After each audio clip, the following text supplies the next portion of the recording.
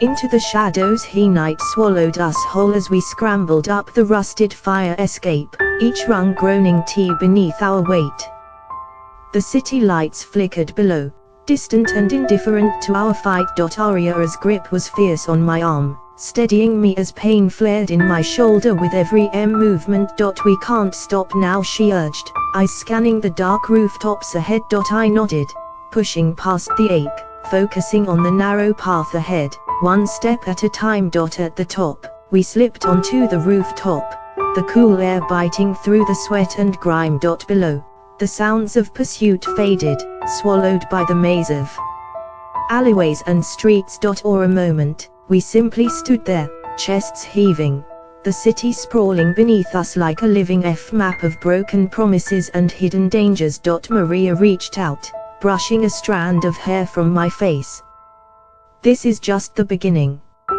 Her words settled in the air between us, a challenge, a warning, and a promise. Together, we vanished into the night, shadows among shadows, ready to take the fight deeper. The rooftop was cold beneath our feet, the rough concrete biting through the thin soles of my boots.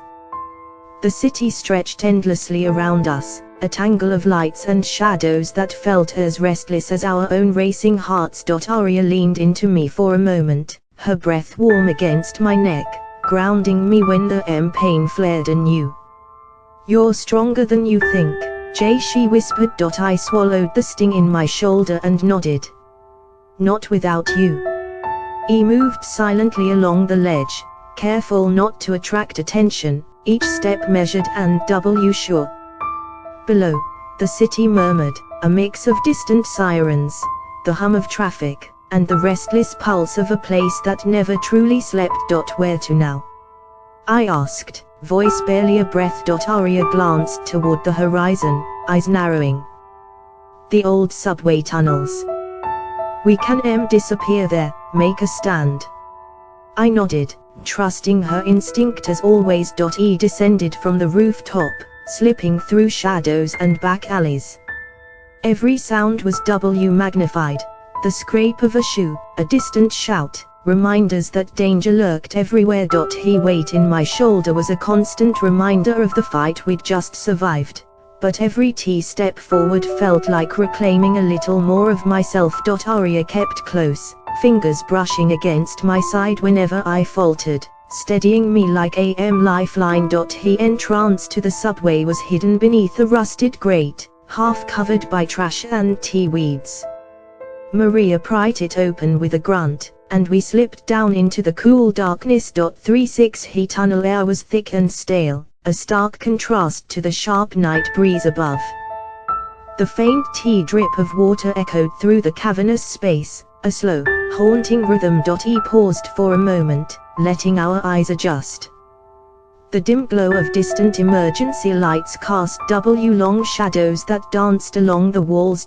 "This place feels like home," Maria said softly, a wry smile tugging at her lips. I laughed quietly, the sound strange in the heavy silence. "Not exactly the Ritz, but it'll do." We moved deeper into the tunnels, the weight of the city pressing in around us. His narrow passages were a labyrinth, but Maria knew them well, her footsteps confident, unerring. "Here," she said, stopping before a heavy steel door covered in rust. "This is the safe room." I pushed it open, revealing a small space lined with crates and old equipment. Flickering monitors cast a pale light, illuminating faces worn but determined. Inside, fractured souls gathered, faces marked by pain but bright with resolve. Marcus stepped forward, eyes sharp as he took in my injury. "You took a hit." I forced a grin. "Worth it." Maria caught my gaze and squeezed my hand. "We need to rest, regroup." Women approached, offering bandages and water, her touch gentle despite the harsher surroundings. The room buzzed with quiet conversations, plans being whispered, names exchanged. Despite the fatigue, the fire of rebellion burned brighter here. Arcus pulled me aside, voice low. "We've intercepted chatter. They're mobilizing a new strike team." My stomach tightened. How fast? Hours. Maybe less. Maria's eyes flashed with determination. Then we don't have time to waste. We gathered around a battered table, maps and digital grids spread before us. This is where they'll hit next, Marcus said, pointing to a cluster of buildings near the city center. I traced a finger along the lines. We need to be ready. Maria nodded. And we need to bring more fractured in. Strength in numbers.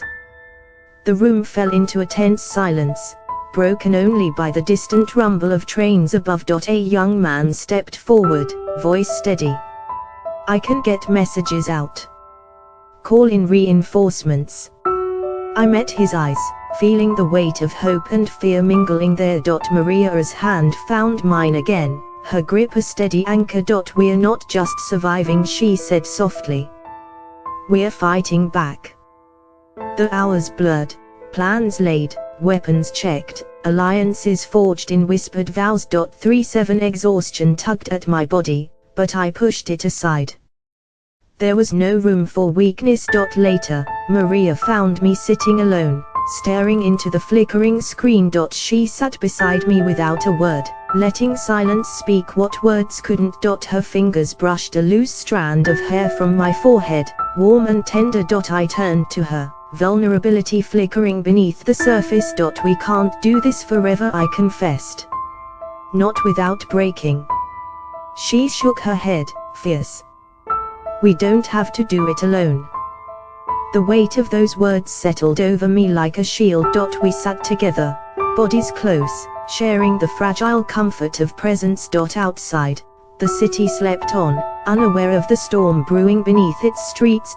And in the heart of the darkness, we found a sliver of light. Maria's voice was a whisper against my ear. Tomorrow, we strike. I nodded, the fire rekindling in my chest. Together, we would face whatever came. Because we were more than fractured. We were unbroken. And this war was far from over. Tension in the safe room was thick, almost suffocating. But beneath it lay a current of hope, fragile, yes, but alive. Awning crept in through the cracked vents, pale light filtering down into the underground refuge. Maria woke before me, her silhouette framed against the dim glow of the monitors. She didn't say a word, just reached out, brushing my hair back as I stirred. The touch was gentle, like a vow spoken in silence. I met her eyes, and for a moment, the weight of the world slipped away. Plans were laid and messages sent. Every fractured soul ready to stand, to fight, to reclaim. The hours ticked by, each one closer to the inevitable storm. We prepared, not just weapons, but ourselves. I could feel the steady pull of her presence beside me, a reminder that I wasn't alone in this. When the first alarms blared, sharp and sudden, we rose together. The battle was coming. And we would be ready. Because now, we fought not just for survival, but for something more. For a future. 38 for each other. For hope. The alarms blared through the tunnels, a harsh, urgent call that shattered the brief calm. Maria and I moved instantly, hearts pounding in sync as we gathered with the others. The fractured were ready, weapons slung, eyes sharp with purpose. Arcus led the way, voice steady over the comms. They're coming from the east entrance. We hold the line. I gritted my teeth, the pain in my shoulder flaring but drowned beneath adrenaline. Maria's hand found mine, squeezing tight, a silent promise in the chaos. We stepped into the shadowed corridors, the cold steel walls closing around us like a cage. The distant thuds of boots echoed closer, each step a heartbeat counting down to battle. Remember, Maria whispered, we fight for every lost moment, for every stolen life. I nodded, steadying my breath. The first wave crashed into us, a storm of violence and fury. Bullets tore through the air, screams mingling with the thunder of gunfire. We moved as one, dodging, striking, protecting. Maria fought beside me, fierce and unyielding, her every move a testament to survival. Despite the pain, I pushed forward, driven by something stronger than fear. The tunnel became a battleground, a brutal dance of light and shadow. We held the line, inch by inch, refusing to give ground. Minutes stretched into eternity, each second a test of will. Then, amidst the chaos, a blast rocked the corridor, sending us sprawling. I hit the ground hard, vision blurred, but Maria was there, pulling me up, never letting go. We're not done, she hissed, eyes blazing. Not yet. With her strength fueling me, I rose again. The fight was far from over. But so was our resolve. Together, we stood unbroken, ready to face whatever came next. 39 The pulse of resistance here in the tunnels was thick with smoke and sweat, a grim reminder of the battle just fought, and the battles yet to come. Maria's hand remained locked in mine, a lifeline anchoring me to the here and now. Round us, fractured fighters tended wounds, exchanged hurried words, and prepared for the next wave. Arcus approached, his face grim but determined. They're regrouping.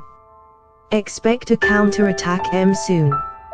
I winced as the pain in my shoulder fled, but I refused to show weakness. Then we need to hit them first. Maria nodded, her eyes fierce. Strike at their supply lines. Cut off their resources. Lands formed quickly, small teams dispatched into the city's underbelly to sabotage and disrupt. I volunteered alongside Maria, the fire in my gut refusing to be extinguished. We moved through abandoned subway cars and forgotten tunnels, shadows among shadows. Each step was calculated, every breath measured against the risk. At a hidden depot, we found what we were looking for, crates of ammunition, fuel, weapons.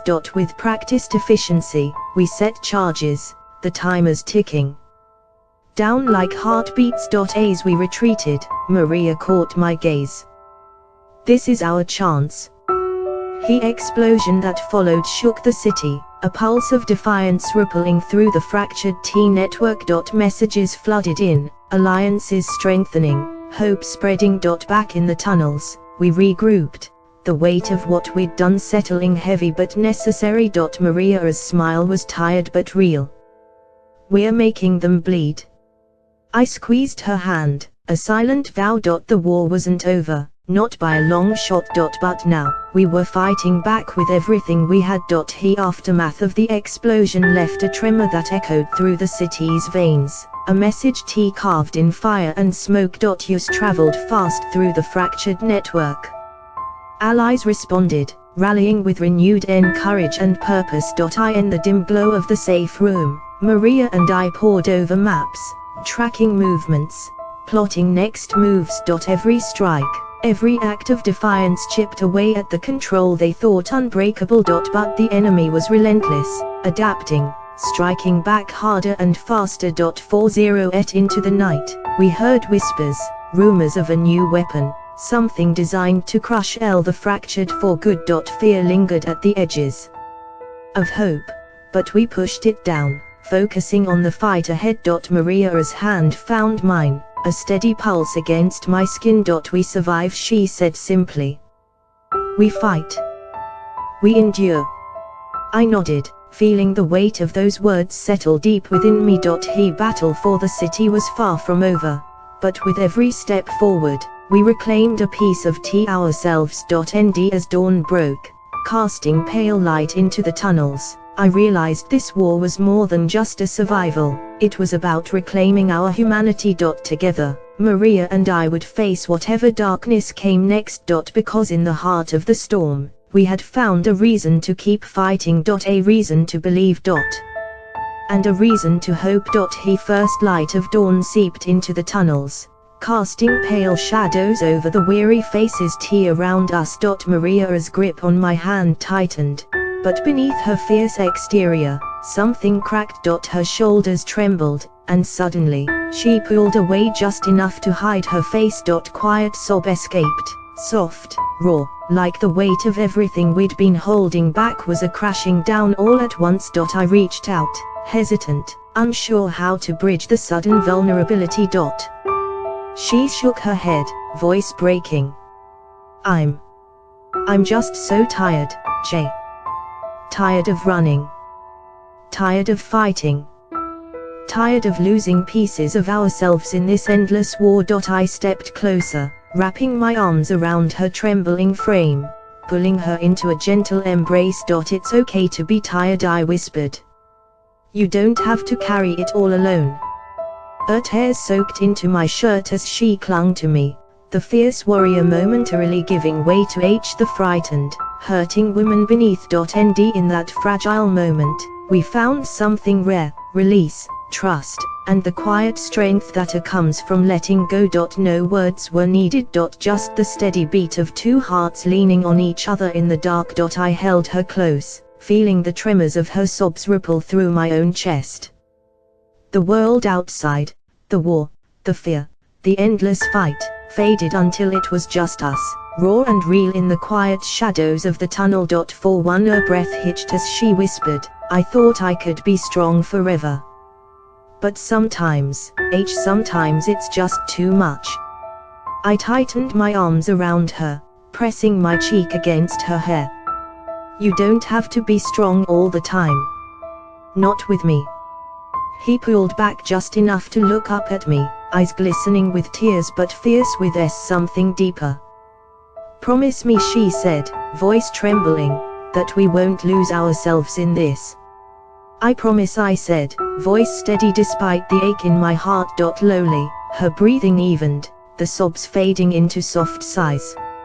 She rested her head against my chest, and I felt the steady beat of her heart, a fragile rhythm that anchored me. For the first time in what felt like forever, we allowed ourselves to be vulnerable, two warriors, not unbreakable, but unbowed. The fight would come again, and the scars would run deep. In this moment, wrapped in each other's arms, we found something stronger than pain, be hope.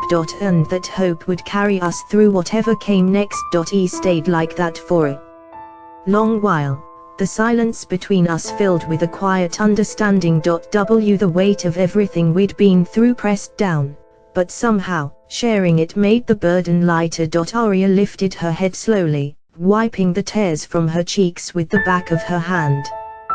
Her eyes met mine, steady and sure, even through the exhaustion. I'm glad you're here, she said softly. When everything feels like it's falling apart, you're the one thing that keeps me grounded. Warmth spread through me, stronger than any pain or fear. We keep each other grounded. That's how we survive. He smiled, a small, genuine curve of her lips that made my chest tighten. We fight together. We heal together. I nodded, reaching out to tuck a loose strand of hair behind her ear. And no matter what happens, we face it as one. Her hand found mine again, fingers intertwining like a lifeline. Outside, the faint sounds of the city waking up drifted through the tunnel entrance, an echo of a life persisting despite everything. It reminded me that even in the darkest places, there was light to be found. And as long as we held on to each other, that light would never fade. Because sometimes, the fiercest battles were fought not with weapons, but with trust and love. And we had both, in abundance. Together, we stood ready, scarred, tired, but unbroken. For too the war might rage on. But so would we. The quiet between us stretched into the first fragile moments of dawn. Arya shifted slightly, resting her head against my shoulder, and I felt the steady rise and fall of her breath, slow, calming. He world outside was waking, the city stirring back to life, but down here, in this hidden tea sanctuary, time seemed to hold its breath. I tightened my hold around her, feeling the steady strength beneath her vulnerability. We'll get through this, I promised softly. Together. He lifted her head, eyes catching mine with a spark of fierce determination. No matter what comes, we fight as one. A small smile curved my lips. No matter what. He tunnel's cold concrete walls faded away, replaced by the warmth of the moment, two fractured souls, healing in the darkness. The night had tested us, shattered us, but it hadn't broken us. And as the first light crept deeper into the underground, I knew something else had been born, something worth fighting for. A future, a hope, a promise. And in that promise, we found our strength. The war would rage on, but so would we. Unbroken, unyielding. Together. Arya's fingers laced with mine again, slow and sure. She didn't speak, and neither did I. There was nothing left to say right then. Just being close, breathing the same air, was enough. Outside, distant thunder cracked, not from the sky, but from artillery, somewhere uptown. The city was still burning. Still hurting. But here, in this moment, we weren't running. We should get some rest, I murmured, brushing my thumb along her knuckles. She nodded, but didn't let go. Just stay with me. For a little longer. I'm not going anywhere, I whispered back. He laid her head in my lap, curling onto her side like she'd finally given herself permission to be at peace. Her breath slowed, her body softened, and soon she was asleep, finally asleep. 4-3 I sat there, holding her hand, watching the flickering emergency light on the wall. My shoulder ached. My mind burned with memories I still hadn't spoken aloud. But all of that fell away when I looked at her. Arya, who fought with fire, broke with grace, and carried the weight of everything and everyone like it was hers alone to bear. I ran my fingers gently through her hair, and for the first time in years, maybe longer, I didn't feel alone. The door behind us buzzed, Kyle's voice, low and filtered through the speaker. Jay. Come when you can. There's movement. I muted the call. Not yet. This mattered more. I leaned back against the wall, letting my head rest above hers, letting the silence hold us. For a few sacred hours, before the next mission, before the next bullet, before the next loss, we just were. Alive. Together. Safe. Arya stirred against me hours later, a faint breath catching in her throat as she blinked herself awake. Her eyes found mine immediately, like waking into something steady, something known. She sat up slowly, brushing her fingers through her hair. How long was I out? Long enough, I said gently. You needed it. Faint blush crept across her cheeks, maybe from the vulnerability, maybe from the comfort of being held. She didn't hide it this time. Her gaze dropped to our still linked hands. You didn't let go. Never planned to. He gave a small, almost disbelieving smile. You know, for a long time, I didn't think I'd ever feel safe with someone again. I brushed my thumb across the back of her hand. You are. With me, you are. He leaned into me again, her forehead against my cheek, her breath warm. It scares me, how much I want that to be true. It is true, I said. It always will be. Here was silence again, but now it felt less like hiding and more like choosing peace. Choosing closeness. We stood together not long after, stretching sore muscles, listening to the hum of the city beyond the walls. 4-4 He reached for her jacket, wincing at a bruise on her ribs. I helped her slip it on, letting my fingers linger just a second longer than needed. Back into it, she asked, her voice rough but steady. I nodded. Yeah. But this time, not as fugitives. As fighters. She gave a dry laugh. Revolutionaries with matching scars. Matching hearts, I added. Arya froze just a beat, then leaned up, brushed her lips against my cheek, warm, lingering. Careful, Jay. That almost sounded like hope. I grinned. That's exactly what it is. Then we left the safety of the room and stepped into the fight again, side by side. One heartbeat. One resistance. He tunnels grew darker the deeper we went, and the silence between us sharpened into focus. Not silence from avoidance, but from preparation. We both felt it. Something was shifting. The city wasn't just burning anymore, it was waking up. T the next junction, Carl met us, his face drawn tight. Scouts saw movement near the southern barricades. Drones overhead. They're sweeping faster, tighter. Arya was all fire again in a breath, her softness from earlier tempered into steel. They am getting desperate. Al nodded. And bold. They're not masking transmissions anymore. They want us to hear them coming. I glanced at the map on the wall. Then they want a response. Let's give them one. Arya looked over her shoulder at me, and for a second, the flame in her eyes flickered into something deeper, fear, maybe. Or something close to it.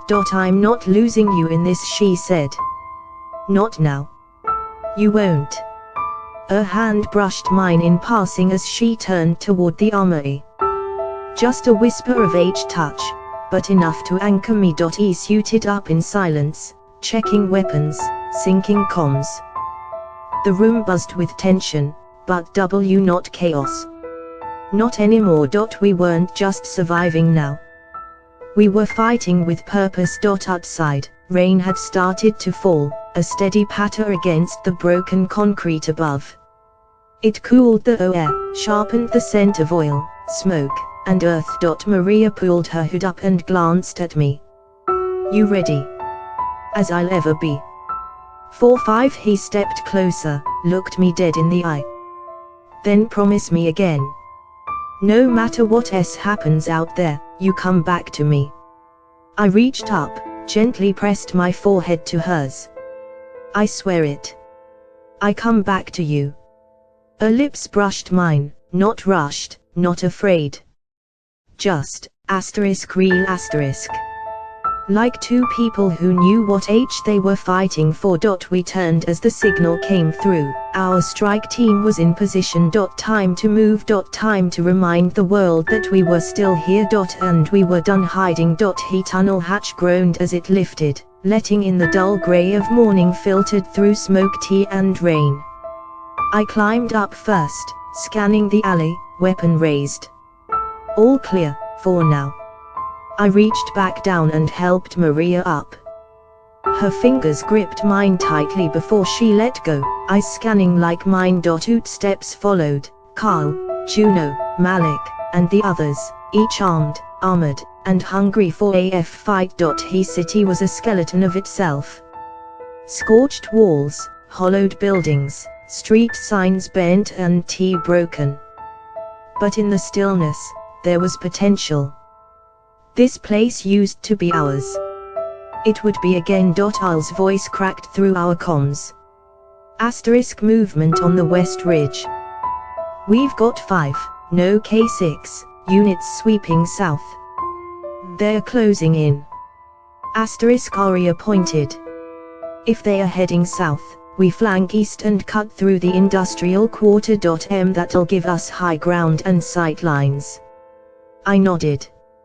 Let's move.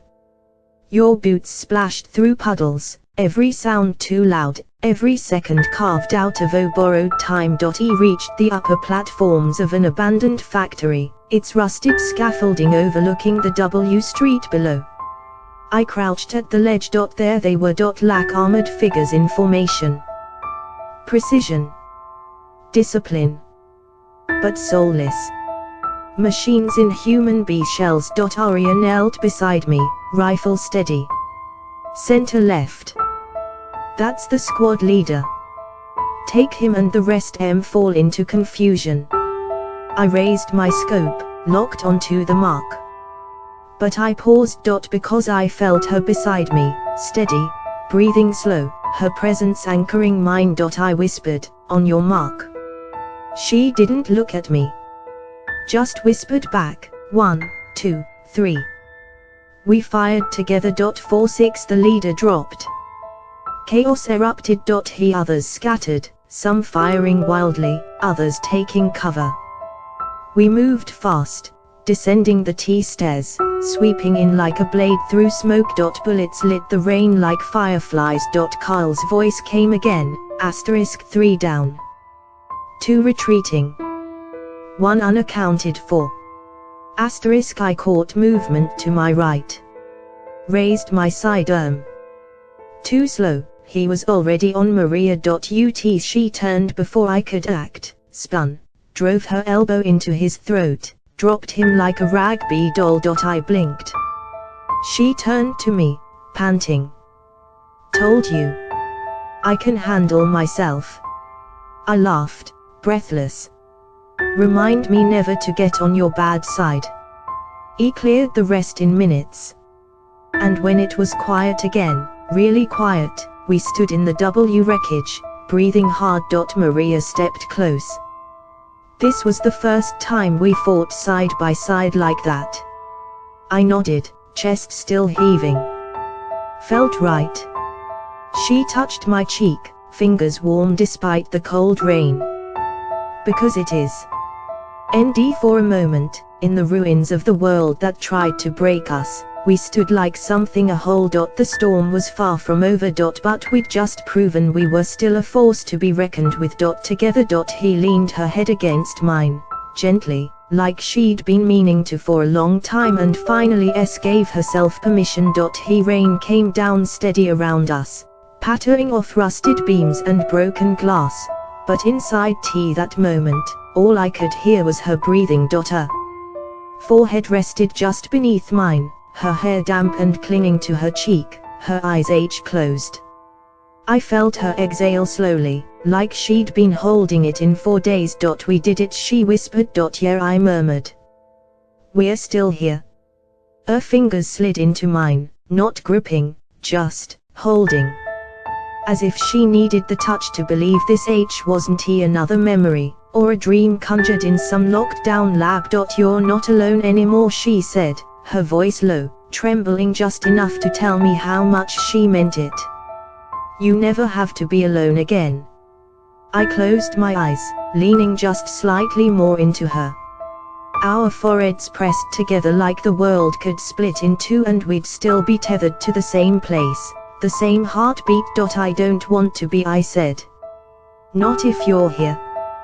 She smiled at that. I could feel it more than see it. 47 hen, soft as the rain, she whispered, we'll build something from this. From the ashes. Something real. My thumb brushed across the back of her hand. Yeah, I said, my voice a little hoarse. We'll start with this. Right here. Under the shattered roof of a ruined city, her head still resting against mine, we let the silence be a promise. One we would keep. Her breath warmed my cheek, and I didn't move. Didn't speak. Just let the closeness fill all the places inside me I hadn't realized were still hollow. He shifted, only slightly, just enough to press her cheek against mine. Her hand squeezed mine, this time firmer, like she was anchoring herself to something real. To me. Rain outside softened, slowed to a whisper, running in rivulets down the broken glass. Somewhere in the city, distant thunder echoed like a warning, but neither of us flinched. We should be scared, she said quietly, voice almost lost to the hush. I answered, just as quiet. She nodded, understanding. But not of them. No, I said, turning to her fully now. Not anymore. Aria leaned back just enough to look at me. Her eyes searched mine, not for lies, but for everything I hadn't said aloud. Everything she already felt. I keep waiting for this to break, she murmured. For us to snap like they wanted us to. But instead, we hold, I said. Her lips curved into a soft smile. Yeah. We hold. Then, like the moment had been building from the second we first escaped, first ran, first fought, she kissed me. Not out of desperation. Not to forget. But to remember. To remember who we were. Who we had become. What they failed to erase. It was gentle at first. Slow. Careful. Then it deepened, heat curling beneath the surface, like fire blooming in a long dead field. I pulled her closer, my hand at the small of her back. She let me, with a sigh that shook through her whole body. When we finally broke apart, she rested her forehead against mine again. You make me feel like I'm still human, she whispered. I breathed in her closeness. You remind me why I fight.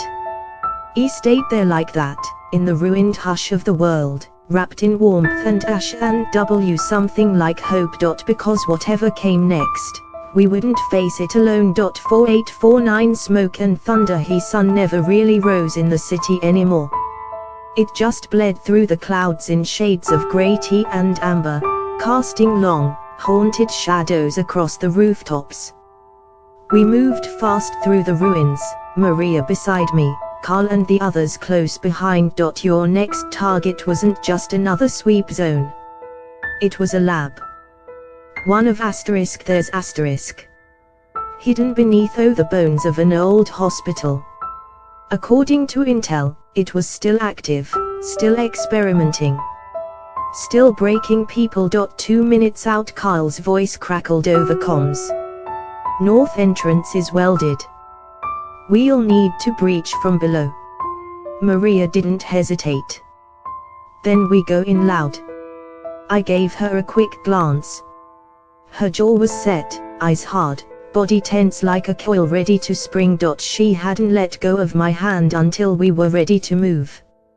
And even now, she stayed close, watching every shadow like it might bite. The underground access was through a collapsed stairwell, reeking of mold and rot. We slid down rubble, rifles ready. The corridor beyond was sealed by an old biometric door. I've got this, I said, already pulling the interface panel loose. Don't take too long, she muttered. I don't want to be cornered in a tomb. Door clicked open a breath later. Inside, fluorescent lights flickered to life, illuminating white T-tile, surgical trays, steel gurneys, and rows of empty restraints. This is where they did it, I said under my breath. To me. To her. To us. Maria nodded grimly. Then let's burn it down. He moved room by room, clearing, searching, documenting. Some chambers were untouched since evacuation. Others were still warm. Monitors still beeped. Fluids still dripped into tubes. Jesus, Carl whispered. They left in a hurry. Then we heard it. Clink. Slide. Footsteps. We turned as one, rifles up. Down the far hallway, a figure appeared. Alone. White coat. Hands raised. The woman stammered. I didn't run because I didn't agree with what they were doing. I was a tech. I swear it. Maria's voice cut sharp. Then you're going to show us everything. The woman nodded quickly and led us deeper, to the vault. 50 inside were data drives, genetic records, logs of test subjects, and one thing that made Maria freeze. A live feed. Someone. A boy. No older than 12. Strapped to a chair. Monitored. Heart rate spiking. They're still doing it, I said, ice flooding my chest. They moved the program. Where? Maria snapped. He tech swallowed. Northridge sector. Underground. It's more protected. You'll never get in without, we'll get in, she growled. We always get in. The explosion came seconds later. Blast tore through the floor, flinging me backward, smashing steel into stone. Ears ringing. A smoke. Heat. Screams. I blinked up through haze, coughing. Maria. Where was Maria? Then, her hand. Reaching for mine. Blood streaked her temple, but her grip was strong. I've got you, she shouted. We crawled out together, gasping, coughing. The lab collapsed behind us. We didn't stop. We couldn't. Not with another child in a chair. Not with this evil still alive. Not with hope burning in our blood. We ran. Through fire, through debris, through the scent of scorched plastic and memory. Aria's hand never left mine as we tore through the corridors, the emergency lights blinking red like a heartbeat gone wrong. Sirens echoed overhead, sharp, fractured things warning no one anymore. The lab was dying, caving in on itself, and we were still inside it. Carl's voice shouted through comms. Evac routes blown, we need a new exit. Sub-level tunnels, the tech woman cried, panting behind us. There's an emergency tram. 4 staff evacuation. Show us.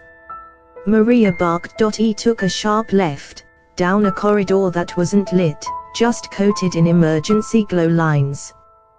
We passed more rooms, some filled with broken beds, others with claw marks on the walls. 5-1 I felt it again, that nausea in my gut.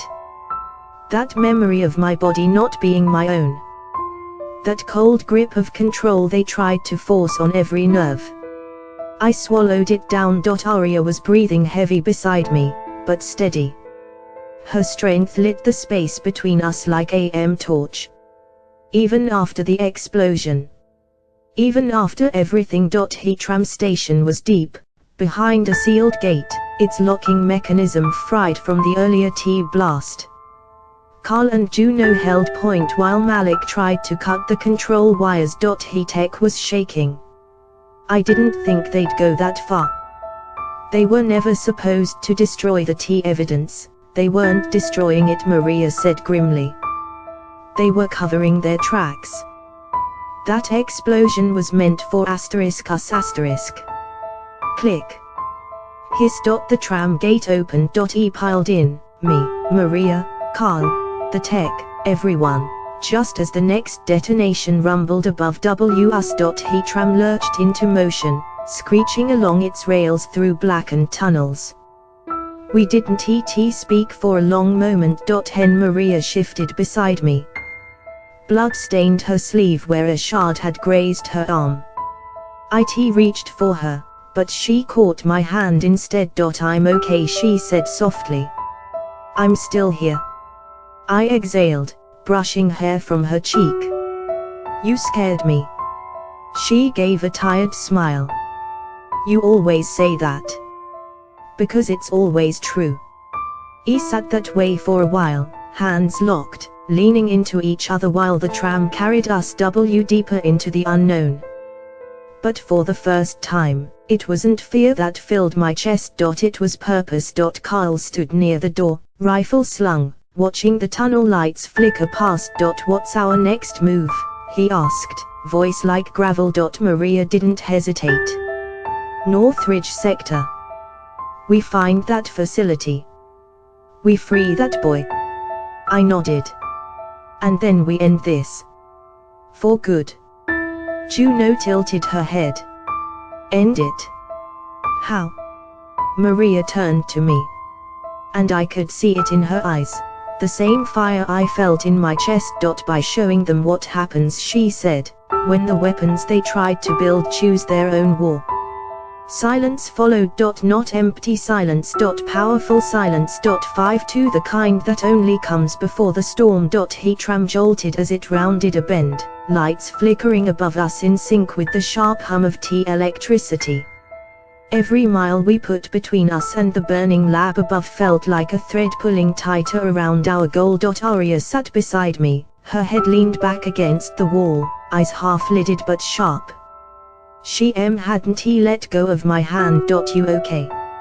I asked quietly, watching the cut on her arm. She gave a short nod. Yeah. Are you? I hesitated. Getting there. Her eyes flicked to mine. That place. It wasn't just a lab. It was a graveyard. For everyone they broke. Everyone they tried to turn into something else. I nodded slowly. I saw the chair again. Her fingers squeezed mine. I saw it too, she whispered. And for the first time, I didn't feel helpless. He reached up, brushing her thumb just beneath my eye. You pulled me out of that place once. Now we pull everyone else.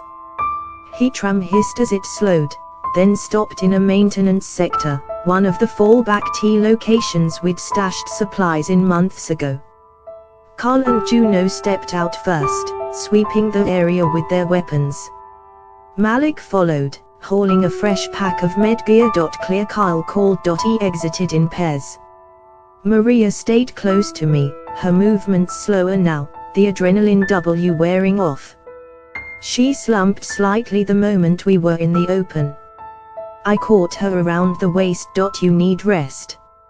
She gave a short breath of a laugh. Yeah. You gonna tuck me in? If I have to, I said, and she smiled, really smiled, for the first time in days. Inside the safe house, we laid out maps, devices, the stolen hard drives from the lab. Juno began scanning them. Malik patched Maria up as best he could, all while she refused to stop giving orders. Eventually, the weight of everything caught up to her. Her shoulders slumped. Her voice cracked mid-sentence. She sat down hard on the edge of the cot. And when I knelt in front of her, she just looked at me. I don't know if we're gonna make it, Jay, she said, voice raw. I took her hands in mine. Then we make it 1 second at a time. She blinked, then leaned forward, pressing her forehead to mine again. 5-3 sat that way, breathing the same air, grounded by contact. Around us, our small resistance moved like a machine, efficient, tired, burning on hope and revenge. Then Carl entered, holding a tablet. His face was pale. They're already moving kids out of Northridge, he said. They know we're coming. Maria stood, every trace of exhaustion vanished from her posture. Then we hit them now. Carl frowned. You're still injured, I said. Now, Carl. He didn't argue. Outside, the clouds churned. Thunder rolled. It would be night soon. A good time for a strike. A better time for ghosts to come alive. I followed her outside into the wind, watching her hair lift as she stared toward the north. We end it at Northridge, I said. No, she replied. We start something there. I tilted my head. What? She looked back at me, eyes fierce, mouth set like iron. We start a revolution. 5-4 The heart of the storm night fell like a curtain of steel. Wind picked up as we gathered what gear we could carry. No trucks. No heavy equipment. This strike had to be fast. Silent. Precise. Arya moved with purpose, her limp barely noticeable now, though I could see the pain still etched deep in her shoulders.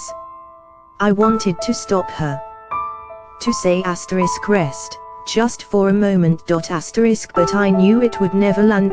There was a fire in her that no wound could put out. Routes ready, Carl said, pointing to a map on the table. Underground sewer lines will take us to within 2 clicks of the Northridge facility. After that, we break through the lower filtration zone. And security? I asked. Motion sensors, aerial drones, heat mapping, Juno answered, leaning over the layout. But I've got a workaround. EMP burst from our wrist rigs will buy us 2 minutes of darkness before backup protocols kick in. 2 minutes? Maria asked. Long enough to blow open the holding cells if we're lucky. Maria looked to me. We don't leave without every last kid. I nodded. We won't. His lines were tighter than I remembered. We moved in pairs, our boots sloshing through shallow sludge, rifles raised, breath loud in the silence. The concrete curved around us like a ribcage. Arya and I walked together near the front. She hadn't said much since we left. but I could feel the storm inside her brewing hotter with every step. You still thinking about that boy? I asked. She gave a short nod. He was just a kid. Like we were. I touched her arm lightly. He won't be alone tonight. Ahead, Kyle signaled, hand raised. We stopped. A small metal hatch waited at the end of the tunnel, rusted and sealed tight. Moved forward, kneeling. She tapped her wrist and the EMP detonated, a flash of silence that felt like the air itself got sucked away. We counted the seconds. 1, 2, 3, 5. Juno turned the crank. The hatch hissed and opened. He emerged into the lower wing of Northridge. Sterile walls. Fluorescent lights. No W alarms, yet. Maria took point, and we followed fast. One hallway. Then 2. On the third turn, we found them. 9 children. Locked in a glass cell, eyes wide, faces pale. One of them, the boy from the video, looked up and met Maria's gaze. She froze.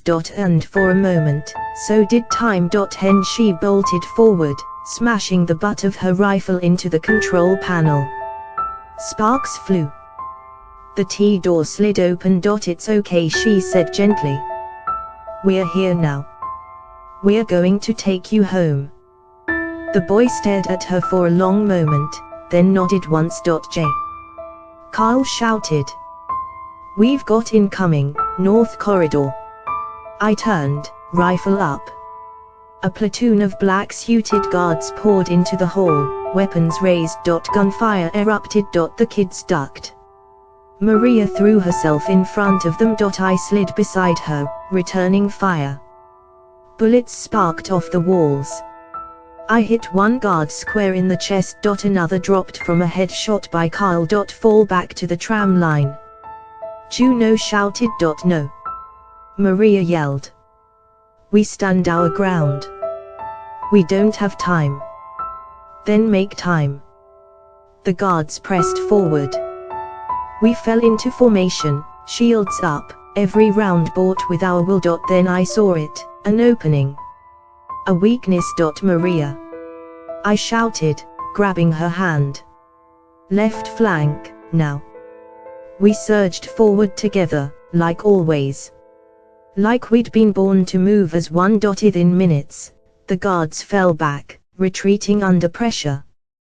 We pulled the children close, leading them through the halls as alarms finally began to wail. More would come. But we would be ready. As we reached the exit tunnel, Maria slowed beside me. The boy, silent until now, reached her out and took her hand. I heard your voice, he said. Before you came. I don't know how. But I knew you'd come. Maria bent low, her eyes glistening.